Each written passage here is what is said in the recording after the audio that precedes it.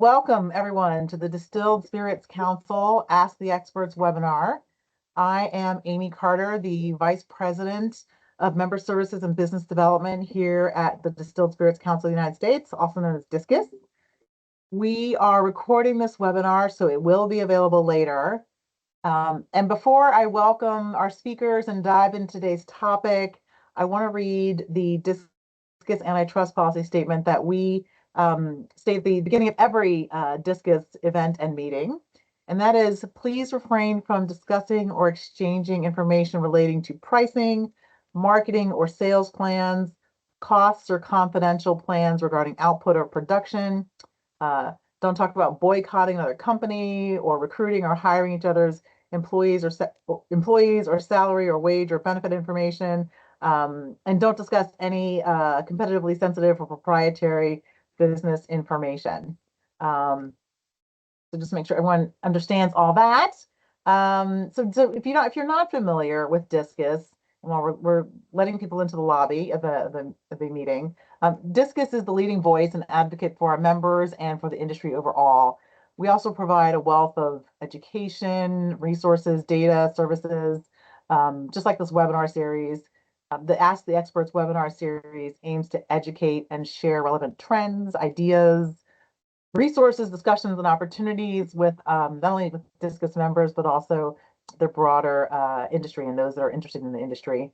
Our most recent webinars have included topics like e-commerce featuring Reserve Bar, consumer foot traffic in 2024 with Placer AI, sustainable closures featuring Talus, global regulatory compliance tips from Trace One, alcohol buying trends of the socially conscious consumers with Women of the Vine and Spirits. So you'll get a sense that we cover a wide range of topics.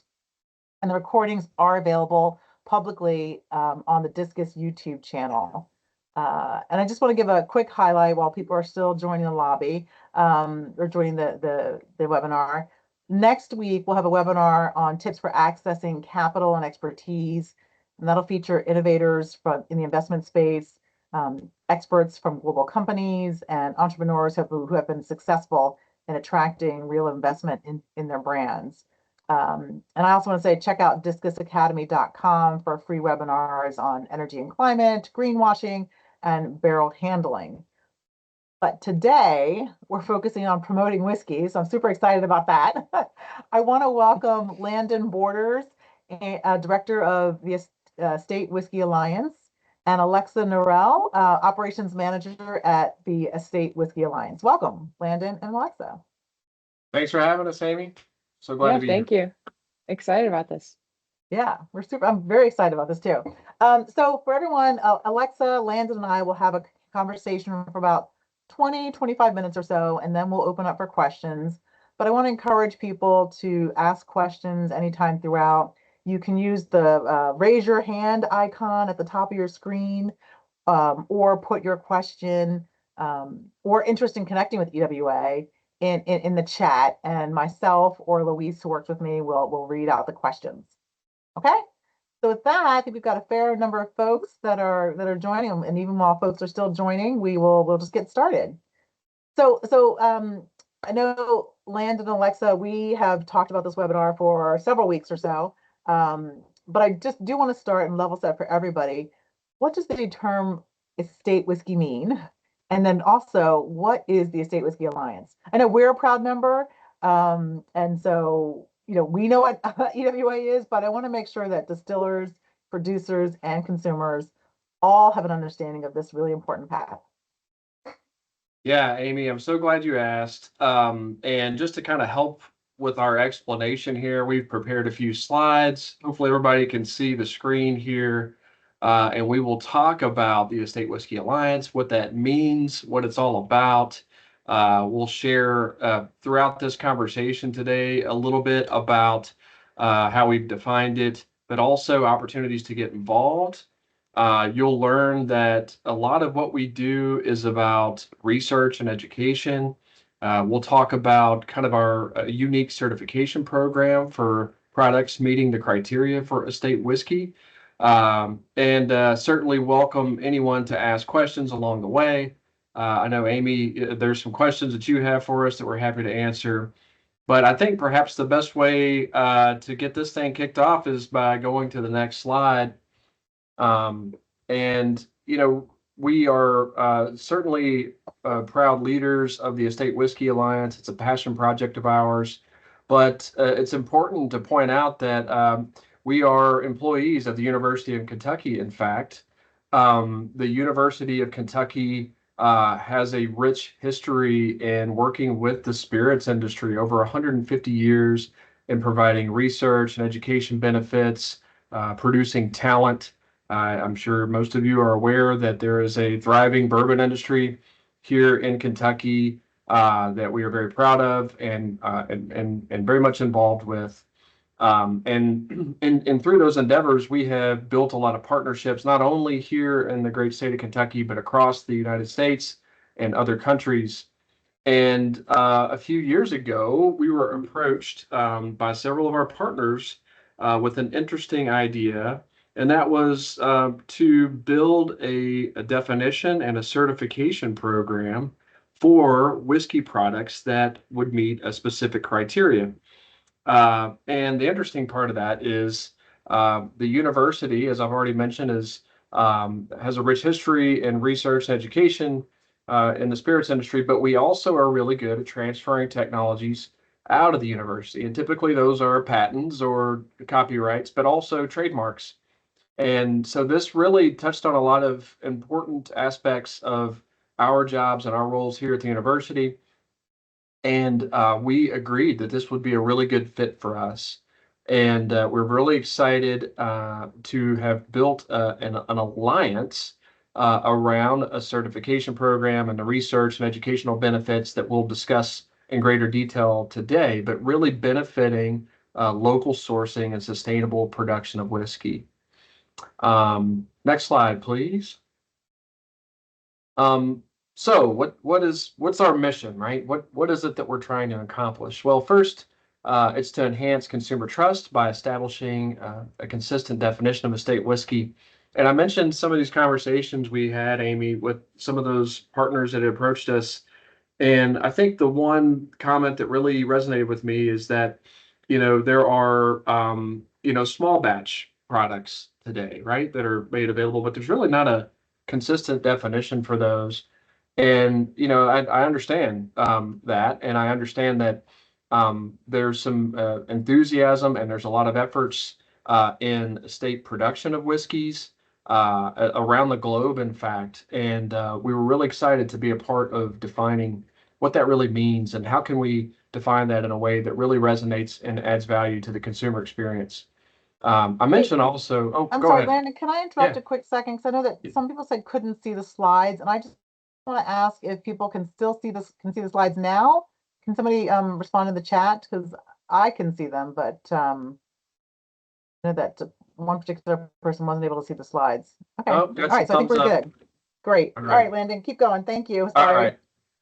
Yeah. So, kind of the crux of the alliance is really providing a globally recognized estate whiskey certified mark. So we hold trademarks on the estate whiskey certified mark, which, by the way, you'll notice in our presentation that we have trademarked both spellings of whiskey because we are a global alliance and a certification program. So our jurisdictions include the United States, Canada, the EU, the UK, and Japan. And as our membership continues to grow, we'll continue to grow our jurisdictions for the trademarks. And we're all about providing, transparency on ingredient sourcing and sustainable production methods. We're so excited to incorporate the agricultural aspects of whiskey production and that their influence on the customer experience through this program, and also supporting research and education. It's a big part of what we do here at the University of Kentucky. You'll learn as we continue this discussion today that the Alliance it's open for anyone that has a shared passion or alignment with estate whiskey, and that includes whiskey producers, it includes suppliers, it includes other organizations such as Discus, but also other academic institutions, because we are a firm believer that it takes many of us to complete this mission and to work together to accomplish it. So, Let me ask you a um, question. What about newer distilleries that maybe aren't up and running yet, or that aren't actually in the process of distilling? Can they join EWA, or do they have to oh wait until they're fully yeah, operational? no, I'm so glad you asked that because the spectrum of organizations that we have been in touch with and talked to are is quite vast. We have one of our partners just put a shovel in the ground 2 weeks ago, I believe it was, Alexa, to build a new distillery and experience for their customers. We're working with, very established brands that have products that are ready for certification, although the Estate Whiskey Alliance isn't quite ready for certification yet. That's something that we'll be working on over these next few months. But yes, the entire spectrum, and we welcome all. And it's especially important to point out that a lot of the research and education benefits are for some of those early stage businesses that have similar missions and alignment to the Estate Whiskey Alliance, and we want to support them along their journey. So, great question. Um, Okay, if we're ready to go, we can move on to the next slide because we want to talk about a little bit of our background and our journey so far. It was very important for us as we've been defining estate whiskey to set a high bar, but not one that isn't achievable. We believe that this is this evokes high quality. I think it evokes a very interesting extension to the whiskey experience for customers. And it's important for us to just share that with you, in that we have met with so many whiskey producers and farmers and folks that are involved with this industry in all facets through several benchmarking exercises. It's been such a joy to me, and I know Alexa, to learn about best practices in this area, to learn about what folks are doing. And we have incorporated a lot of that into our criteria. We've, certainly mentioning here other organizations. We're also really excited to be working with Discus and the KDA and some of these other folks that we have listed here on the screen. And also importantly, we've done a lot of benchmarking with other certification programs. In my experience over the last 20 something years, I've worked with a lot of certification programs. I've been a part of certification boards, and certification providing organizations. Also, got involved quite a bit with developing of standards. So I think that's also been a strength of ours, and as we've kind of continued through this journey. But I guess now is a good time to talk about our definition for estate whiskey. I mean, and finally arriving at the Yeah, answer to your question originally. that's all right. Um, so I think we're ready for the next slide. Um, it's this is really a very simple description, and acknowledging that there are a lot of details behind this that we won't get into today, but that will be made available in the coming months, and certainly after some pretty substantial milestones that are forthcoming. But we wanted to have a definition that was easy to understand, certainly from a consumer perspective, but also for any organization wishing to certify products with us, and really have distilled that into these two bullet points. And the first being that all processes occur on the estate, which includes milling and cooking and fermentation, distillation, barreling, aging, and bottling. So that we felt that that was really aligned with the mission and true to a definition for estate whiskey. And second, and importantly, it is that production grains are sourced from estate-controlled land and nearby farms. Now, what I'll say here and acknowledge is that it's, it would be very challenging um, to require that all grains come from state-controlled lands and nearby farms. So we understand that, acknowledge that.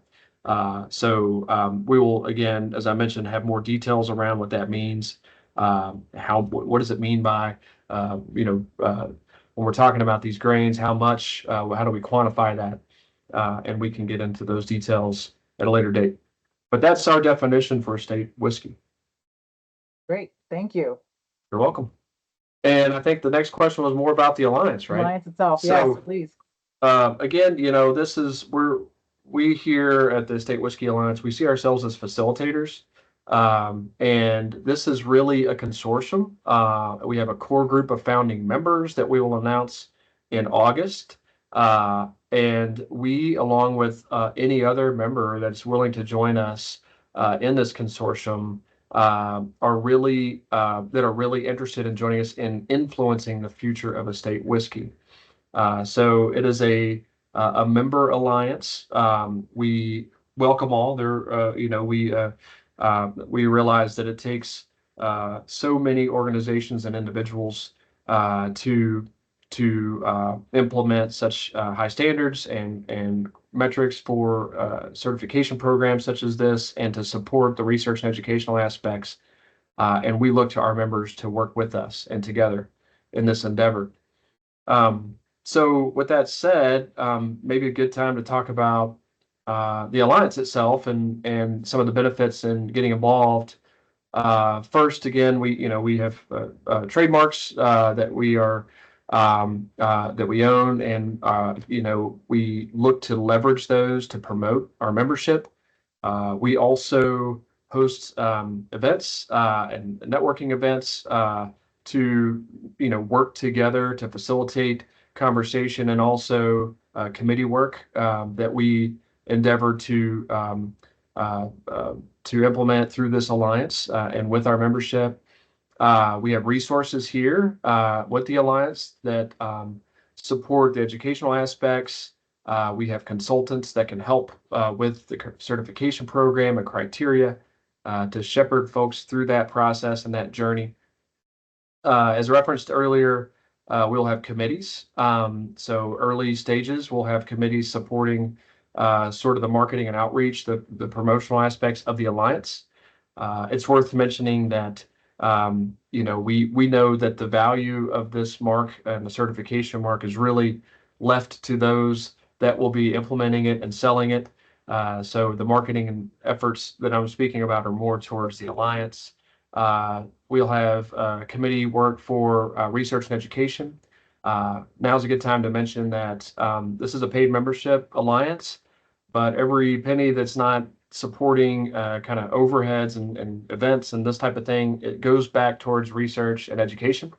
So we'll have a committee to help us prioritize those research and educational aspects and invest those dollars back into the program. And finally, on the compliance and certification program and criteria, it's important to us that we leverage processes that are already in place and not introduce new aspects of quality controls, et cetera, that may not be followed. So we want to listen in and lean into our partners to understand best practices and integrate those into the certification and compliance programs. And I've highlighted here research and research outcomes. My colleague Alexa is going to talk a little bit more about that in just a minute. But before we do that, I'll just give you one last look here at the next slide at our membership tiers.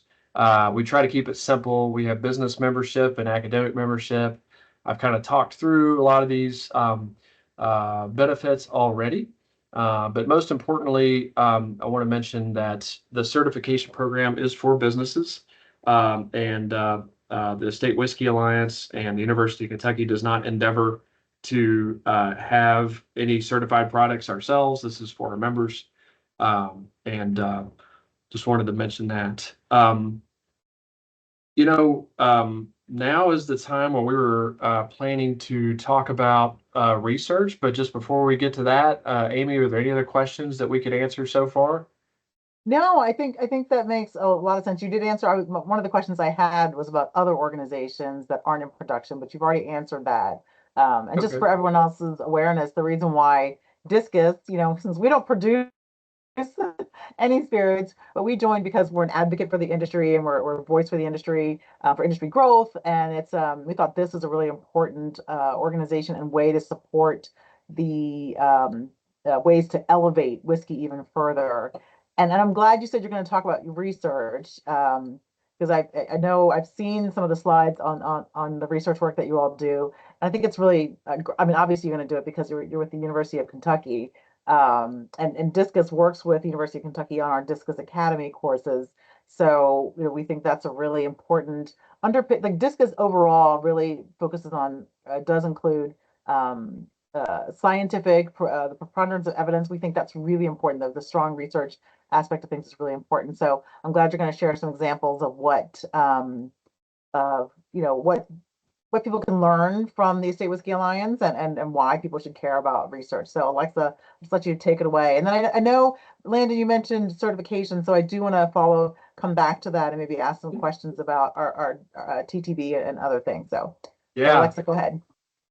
All right, yeah, if you want to advance, perfect, to the next slide. But yeah, even before I get started about research, I just want to say like that's another reason why it made sense for Discus to join as a member, even when they're not themselves producing whiskey, just because the university, just like Landon said, we're not in the business of getting rich, but we're also not in the business of gatekeeping research outcomes. So yeah, we're a university. What we do best is we publish research knowledge. So that's a really big component of the Estate Whiskey Alliance is the research and the outcomes of it, and making there be an impact from the research that's going on directly applied to the distilleries that are members of the Alliance. So I'll go through just a few examples of research that we've done so far. Obviously, with the Alliance being so new, we haven't had a ton of time to go and do further research. So the beginning projects were more just justification that this was even needed and validating consumers' willingness to pay for an estate designation.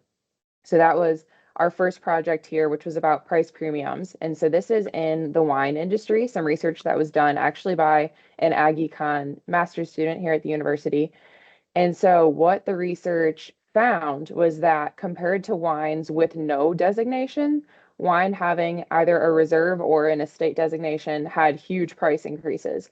So with the estate being 34.6% price per milliliter compared to wines with no estate designation, that's a significant increase. And then an extension of that research also showed that what was found in the wine industry was expected to be mirrored and have a similar trend in the whiskey industry. So that definitely validated the need for this program. While we were trying to get university leadership buy-in into this program, it showed that there was definitely going to be interest from distilleries, probably just with diversifying their portfolio and really creating premium products. And then we have actually another research example if you want to advance to the next slide.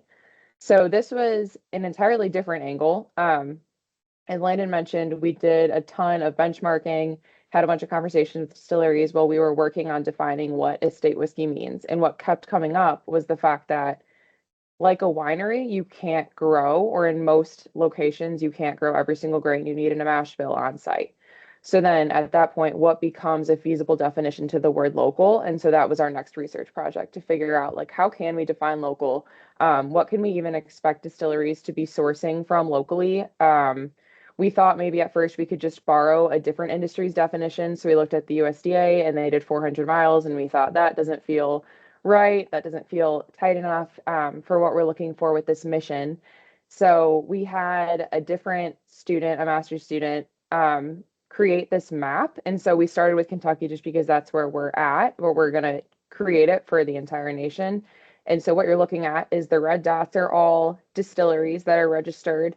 And then the colors around them, as you can see in the key, are what grains are grown and available. And so obviously there's a lot of extensions that can be put onto this tool, like crop rotations. We want to add watersheds to it as well. But this just gave us an idea of where are grains reasonably located near distilleries? And then also where can we do better? Like, for example, barley, zero in Kentucky. And so is that maybe a research opportunity then of how can we grow barley in Kentucky? Or is it, okay, but what's the closest we could source barley? So An example of how we've applied this research. Next slide, please. So we made up this distillery in Glasgow, Kentucky. That's where Landon's from, so he's a little bit biased. And basically it was just to see if he was to start Landon Borders Distillery, how locally could he source grain? And so we started with just a 75-mile radius and we found, all right, there's definitely going to be corn, a little bit of rye, and a lot of wheat, which is exactly what we expected it to be. And then so basically from using this tool, we realized that other distillers might want to use it as well, especially because a lot of our interest has come from people who are just breaking ground, as Landon said. We've had people approach us and say, like, we don't even have a still yet, but can we join? Like, so there's a lot of early stage people that need help and they need to know, like, where can they get these things from? So we're trying to leverage our existing resources at the university as well as extension resources to help people find the most local grain that they can. Yeah. So next slide, please.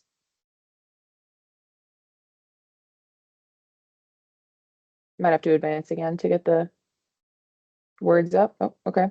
So to sort of switch gears into the certification program, um, so unfortunately, we do not have the criteria set yet, but that's because we wanted founding members to be able to have the ones to be the ones to have the voice in forming that criteria, and really defining what estate whiskey should mean. So we have an outline of what the criteria will look like. But I'm going to speak today just more to how the actual certification is facilitated and how it's organized, because that's where our part is. Our part is not in defining what estate whiskey is going to be. We're more here to just run the certification and bring the founding members together. So essentially, the distilleries would be given a non-exclusive license to use the estate whiskey certified trademark on the bottle of the exact product that was certified. So an important note there is that distilleries are certifying one product. It's SKU specific. It's not a distillery-wide certification. So it would not be the Land and Borders Estate Whiskey Certified Distillery, but it could be a Land and Borders High Rye Estate Whiskey Certified product.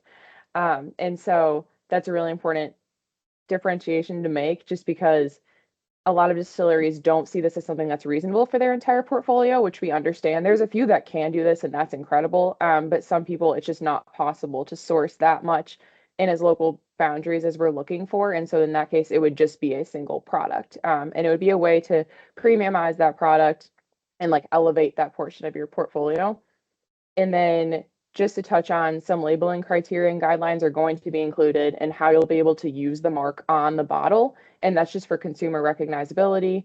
Obviously, my goal would one day to have someone be at the liquor store and see the Estate Whiskey Certified trademark and choose to buy that bottle because they know that how that bottle is produced, and that because of it being sourced locally and made entirely on the estate site, that it's of higher quality. So we need it to be recognizable to the consumer.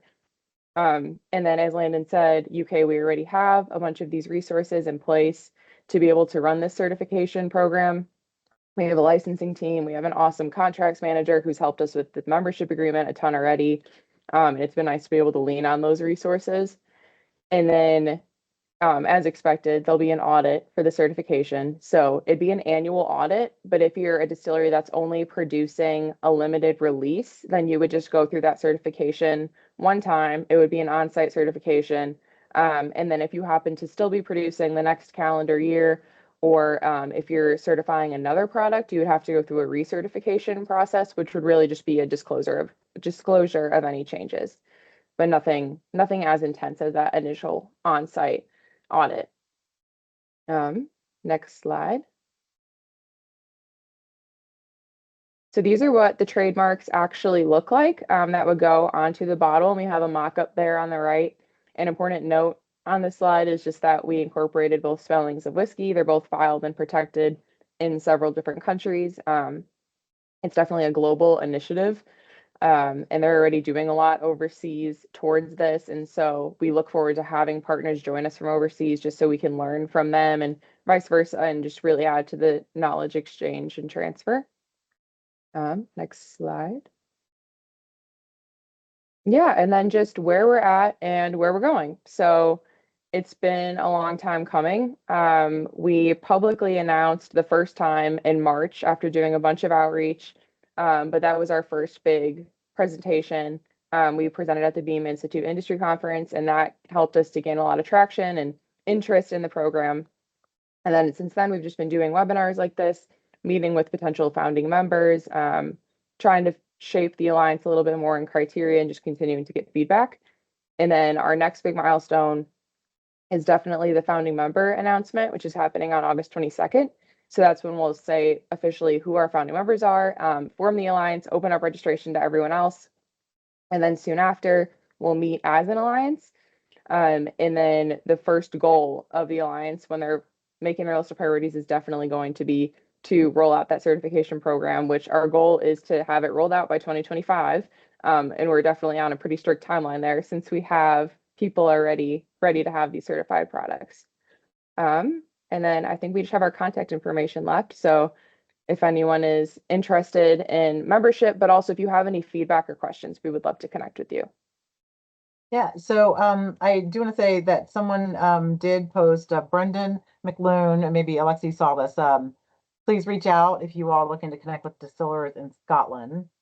So actually, we have some connections in Scotland too. So either reach out to Brendan McLoone, we can connect you guys after this, or and we should probably talk also about Discus partners that we can connect you with. But I did, and I think that gets to a little bit about the details on the certification criteria. They're like that process, it's still underway. But so after, let me just ask a couple questions before we get to things. After the certification is set, the criteria are set, like when do you think we can expect to see actual certified products on the market? Is that you looking at 2025 Is for that that me? also? or- Alexa, am I taking this one? Yeah, I think you have more updated information there than I do. Yeah, I think based upon what we know already about a lot of the folks that we've talked to, I think we would be prepared once the certification program is off the ground to have the first few certified products to follow just in the following months. So I would expect a pretty quick turnaround right after that happens. Cool. And I just say, let's see, we've got a comment from Barb Black Box. Please reach out if you're looking for a connection, a Canadian connection, so we can connect you all as well. I do want to just, well, I see there's a hand raised too. So let's get to the hand raised. Person's got the hand raised question. And then I still want to get back to the TTB question. So, I don't know if I can see. Oh, Barb, you got your hand raised. So did you have a question as well?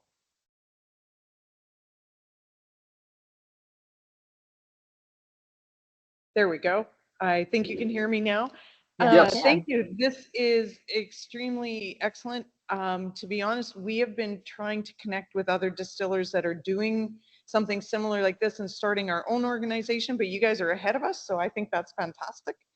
And my question, I have lots of questions, but my first ones are, in comparison to estate wines, how similar is that designation? I'm thinking the nearby grains, the by SKU as opposed to by winery. That's what are we following, or I'm already taking possession that we're all together. Are you taking a look at how similar those rules apply? Because the estate winery designation is very well entrenched and understood. Alexa, do you want to take this one? Yeah, for sure. So it was really helpful to have the estate designation, obviously, to look at and to benchmark to, but it was so limited when applying it to whiskey because we don't have AVAs for whiskey, first of all. And then also, like, mash bills are so much more complex for whiskey than for wine. So how similar is it? I think that the only similarities are having a local component and then having all operational procedures on site. So everything from milling, fermentation, distillation, bottling, or barreling, aging, bottling has to be on site like it would be in a winery. But then I think when you're looking at like the local requirements, that's where it's going to differ the most because it's not. So where we started was, oh, this should all be on the estate site is where all your grain should be grown. And the feedback that we got from meeting with partners across the country was that that was just unrealistic, and it wouldn't necessarily lead to higher quality, and that you could have grain sourced within a closer radius that would still be considered a state, but to be of higher quality as well. So I think the similarities are that it's local based, and then it's more similar in all the procedures being on the estate site, all the operations. I'm sorry, you mentioned AVAs. I don't understand. You So said like, yeah, like grapes have the agricultural or the viticultural areas. Yeah. And so that it helps them. Let me back up. So one term of being estate bottled is that you have to list the AVA that your estate is located on your bottle. And so we can't have that term in whiskey because those don't exist. And I know that there's also been a lot of conversation about starting those potentially and like making whiskey regions essentially. I think that's very far in the future, but I would love to hear from anyone who's heard more about that. But so because we don't have that regional aspect, we just can't include that term on a label. Okay. Uh, I'm going to let some other questions get asked and then I'll come back and ask more. Cool. And Barb, we can always connect you guys directly. You can share your email directly. So we got two similar questions, one from Jack in Wyoming and one from Mike. Hey, Mike, in Texas. So Jack's distillery is based in Wyoming, and they partner with local Wyoming farmers that are more than 75 miles out, about 100 miles out. And will the certification be flexible on the proximity of the farms to the distiller, depending on state and location? Mike has a similar question about Texas, given the geographic size of that state as well. He says, we're in Texas and all our grain is grown in Texas, but our farmers source from about farmers who are 450 to 500 miles away, but I guess still within the borders of Texas. There's really no quality distillers. There is really no quality distillers, corn, rye, or barley grown near their facility. So, do you take into consideration the geographic size of the state when you're looking at local or proximity? Yeah, these are great questions, and admittedly are the most popular questions that we receive when we're talking about the Estate Whiskey Alliance. First, I will point out that the 75-mile radius that was used earlier was an example. That is not how we are. We aren't defining local yet, and it's because, as Alexa mentioned, we are inviting our members to work with us to help us understand their specific needs.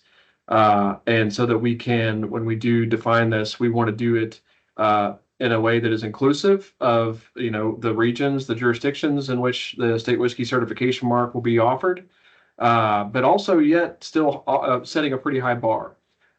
So it's a delicate balance, I'll say, and would invite Jack or Mike or anyone else to talk with us and share your specific examples and use cases. And Mike, I see, 450, 500 miles away. Yeah, we again, I guess I'll go back to and mention that our aim is to, we first want to see that grains are sourced from lands controlled by the estate, owned or controlled. And secondly, that grains are sourced locally. And I've already mentioned kind of you know, uh, us, our definition right now is undefined for locally, but that's intentional. And again, looking to our members to help us define that. So I'll say that 450, 500 miles seems pretty far away, and probably outside of the kind of the ideal range for local sourcing. But Land, I think one of the questions was, are you taking into consideration what the state and the size of the state? So even if you're within the same state, the 450 to 500 miles is still too far, possibly. Yeah, we've considered that. I think the other challenge there too is keeping this simple enough. It's important for us to keep it simple for the consumers, to make it really easy to understand. I think, for example, there's bourbon as a legal definition, but I think a lot of folks that drink bourbon get to, kind of understand, get the gist of the legal term, the legal definition. So that again, we're cautious not to overcomplicate. We want to keep things as simple as we can. And I'll say also, just to refer back to earlier comments, this is a global initiative too. So thinking about other types of other countries, other provinces, other counties, and the ways that different countries think about political boundaries and geographical boundaries, and taking those into consideration as well. Okay. Good point. Good point. Barb asks, are you still accepting founding members? Well, we are definitely interested in new members, and would encourage you guys, even ahead of our open registration, to reach out to us. The contact information is on your screen. You can learn more about the Estate Whiskey Alliance on social media and on our website here. Barb, we'd love to hear from you. Really excited about the fact that you have a vested interest in this, and you don't have to do it alone. We would love for you to get involved with this and shape the future for Estate Whiskey. Fantastic. So yeah, I don't see any more questions in the chat. I think we're going to wrap up, but we're getting close to time. So thank you, Alexa, Landon. This was really great. I look forward to seeing you both at the open house in Kentucky. Oh wait, I'm sorry, there's one more question. Would there be a different differentiation for distillers who are producing everything on their own estate?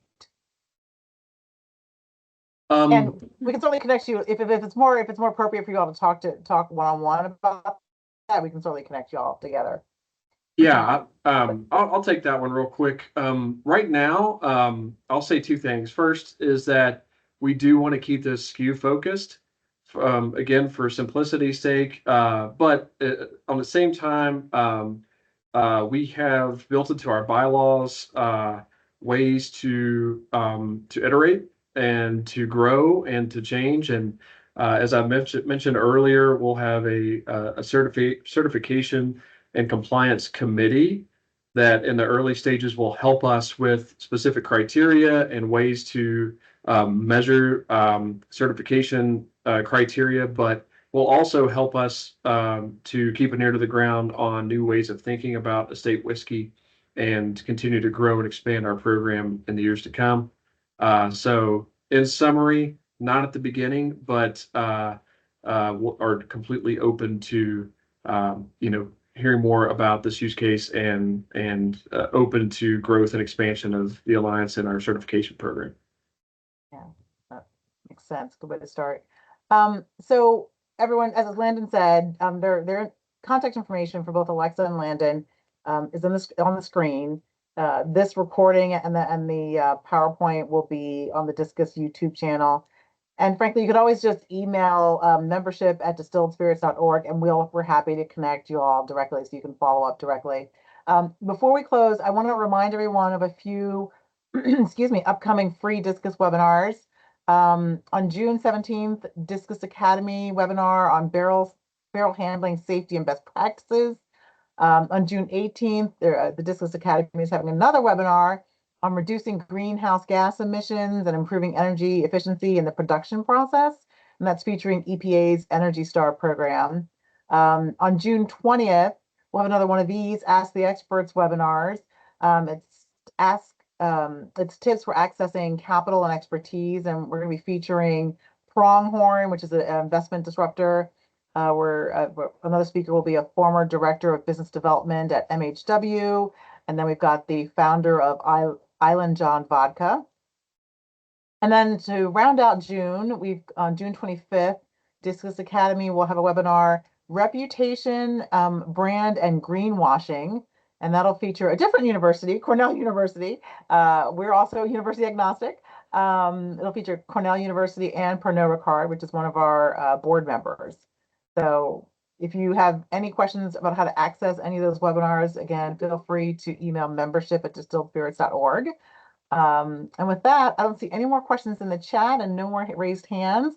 I want to give another thank you to everyone who joined us, but also big thank you to Landon and Alexa for sharing about Estate Whiskey and about the Estate Whiskey Alliance. And we're looking forward to supporting you all along the way. So that concludes our webinar. Thanks everyone for joining today, and you can disconnect.